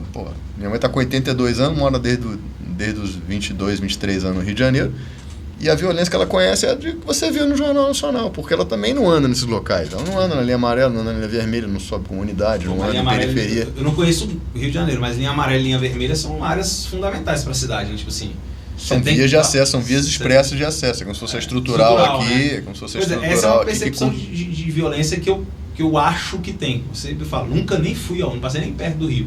Mas eu fico imaginando assim, quando eu passei na estrutural ou na IPTG, e eu tive que parar meu carro, descer do carro e abaixar, porque estava acontecendo, ou quando uma quadrilha saiu de onde estava, entrou num hotel e fez a galera... porque a gente tem mania de querer comparar aqui os lugares. O cara fala assim, eu moro... Quando eu saí do Rio e vim pra cá, você fala, onde você morava onde no Rio? Eu falei, eu morava em Laranjeira. Laranjeira é tipo o quê?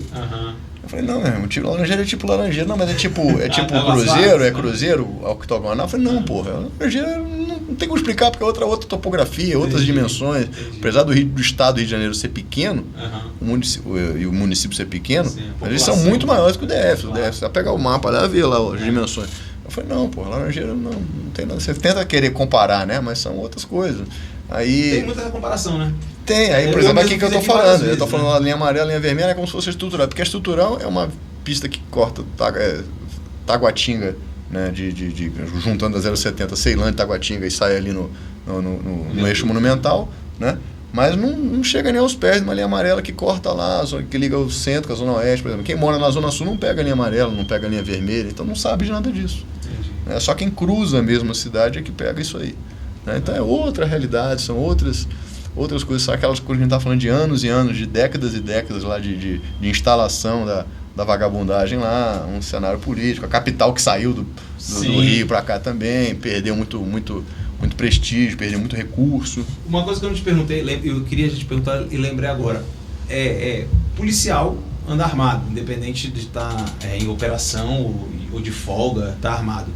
O que você acha com relação a... Qual é a sua visão de policial com relação a porte de arma da população civil? Isso para você seria melhor? Seria pior? Para a sua atuação como polícia não muda nada? Como é que você vê o direito do cidadão civil de ter porte de arma? Eu tenho a minha opinião, mas dessa vez você dá a primeira sua e depois eu falo a minha. Vamos lá. Vou fazer uma comparação meio esdrúxula aqui, mas é aquilo aqui. Pô, carro mata muito? Sim. Tem muito acidente de carro. Sim. Vamos parar de vender carro, então. Certo. Vamos parar de vender carro. Vamos parar de vender carro, não tem mais carro porque tem muito atropelamento, tem muito acidente. Tá, tudo bem. É o mau uso da coisa que faz a coisa acontecer. Essa questão dessa regulamentação que está tendo os CACs, né? CACs é o Sim, colecionador, atirador, né? Esportista e tudo. Eu acho que tem que regulamentar sim, porque está muito bagunçado. Porque eles fizeram de uma forma tão flexível que o cara compra a arma achando que vai ser colecionador e quando vê o cara está portando ela no boteco ali. E o cara não passa pelo mesmo profissionalismo, pela escola de formação que a gente passa. Sim. Isso é um ponto. O fato do cara ter a arma em casa para se defender, o fato do cara portar a arma na rua, porque o cara não tem aquele preparo emocional que o policial tem. Muitos policiais não têm. Imagina o cara que não passou por uma escola de formação, que não tem aquele comprometimento, aquela questão. Tem cara que é um esquentadinho no trânsito, né? Um cara que é um brigãozinho, que quer andar. Eu não estou entrando nesse mérito. Agora o fato do cara... E detalhe, ninguém é obrigado a ter arma. Sim. É só uma opção. É só uma opção. Eu falei, eu quero ter arma. Por que você quer ter arma? Eu quero ter arma porque onde eu moro é complicado, os caras vêm, entram na minha casa, aí vem aquelas estatísticas dos Estados Unidos, que o estado tal, que tem mais a arma, não sei o que, tem menos furto no interior de veículo, menos furto nas residências, porque os caras são armados. Então, mas lá tem toda uma cultura, toda uma tradição, toda uma questão, os caras são forjados naquilo ali, aquilo ali faz parte de um direito já deles ali, os caras foram acostumados. Hoje em dia, você simplesmente, o cara que não pode andar armado e começar a andar armado, ainda vai dar muito problema. Porque é muita gente que se acha no direito de fazer muita coisa. Então, a coisa não está na cultura, não está enraizada. Eu acho que daqui a alguns anos isso vai estar mais normal, mas por enquanto não é muito problemático. Agora, dizer sou contra, sou a favor, eu acho que cada caso é um caso que tem que ser também que a concessão do porte de arma, ela é discricionária, né? A Polícia Federal, o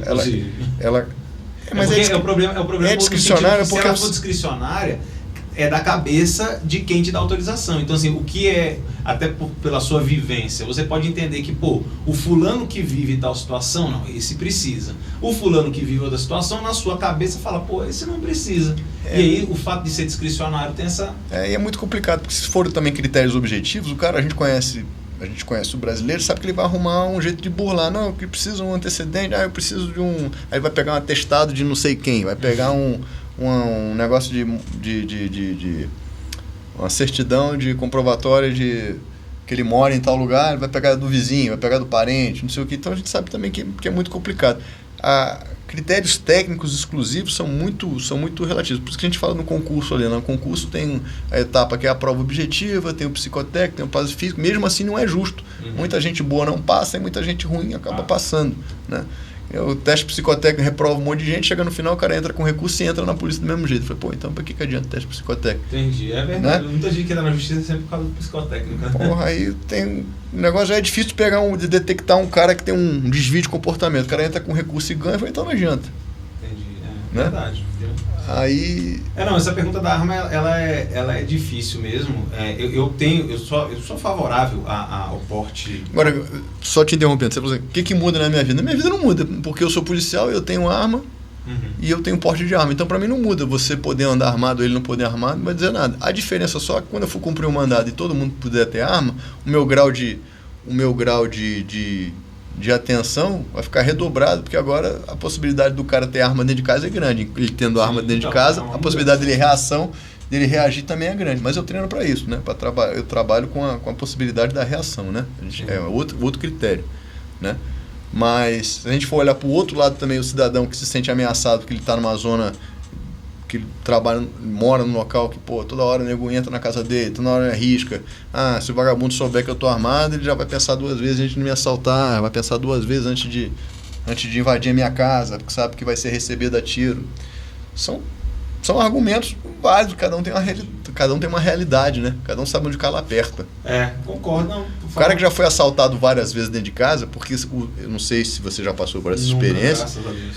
Mas quem passa pela experiência de estar dentro da casa dele e entra um cara, rende a família, deixa a família amordaçada, tranca no banheiro, pega o cara, bota a arma na cabeça. Eu tô falando isso numa ocorrência que a gente trabalhou no Taguatinga. O cara bota a arma na cabeça dele, faz um vídeo com o celular, filmando o cara, falando, e aí, não vai dizer onde é que o cara tá preso, não vai dizer onde é que tá o cofre, não? Tu quer que eu vá lá no quarto das tuas filhas e esculache tuas filhas? Tu quer que não sei o que, pá?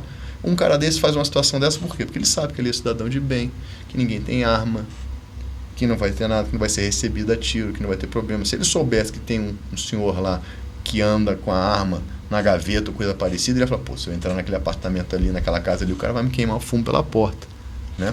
Esse é o raciocínio das pessoas que querem ter arma. Então, sofri uma agressão, já fui uma agressão física e, por que não, psicológica, muito psicológica. O cara fica traumatizado, ele não quer passar por isso de novo, né? Ele já passou por isso ou no trabalho, ou no comércio que ele tem, ou na casa dele, né? Então o cara fica falando, pô, eu não quero passar por isso de novo. Então os argumentos pelos quais essas pessoas que resolvem ter arma de fogo usam para essa são muito fortes, né? Claro que eu estou desconsiderando aquele cara que quer ter arma, porque eu acho bonito, sou playboy, não quero andar armado, quero ir pra balada com arma, porque se um playboy mexer comigo, eu vou dar tiro, se um cara me fechar no trânsito, eu vou dar tiro. Tem um efeito colateral disso? Tem, pô. Tem um efeito colateral, mas só tem arma quem quer.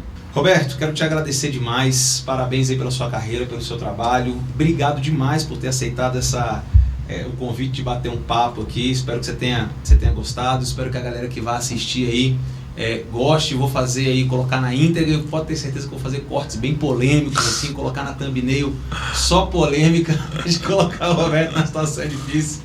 E obrigado mesmo, cara, estou muito feliz. Você é um cara que a gente já se conhecia lá do grupo, tá? um grupo de motociclistas lá no Escolados do Asfalto, mas eu sempre quis trocar uma ideia contigo, mas saber da tua vida, surpresa saber que tu ia ser um médico e de médico virou policial. Ainda bem, né? Não vai dar muito certo, não. Tá, quem sabe, ia ser urologista, bom. E obrigado mesmo, cara, tô muito feliz, muito contente, obrigado por ter aceitado aí e aceitou assim, prontamente, na hora que eu liguei, falou, pô, agora, isso é difícil, inclusive, acontecer, obrigado mesmo. Pô, não, bacana, cara, foi muito, como eu falei no começo aqui, me senti muito à vontade e fiquei muito envaidecido pelo convite, também gostei bastante. E é uma experiência também bacana a gente conversar. Achei legal, achei bem bacana aí. Qualquer coisa em outros eventos, outros assuntos, outros temas, a gente pode continuar. Não, valeu, não vai faltar oportunidade. Obrigadão, galera. Não esquece aí de se inscrever no canal. Vou deixar tudo aí que for necessário na descrição. Então se inscreve aí no quadradinho. Lembrando que lá no Instagram, @quadradinho_podcast. Lá é diferente. Lá os cortes vão lá pro Instagram e a íntegra tá lá no YouTube. Valeu? Valeu, galera. Obrigado, Roberto. Tamo junto. Valeu.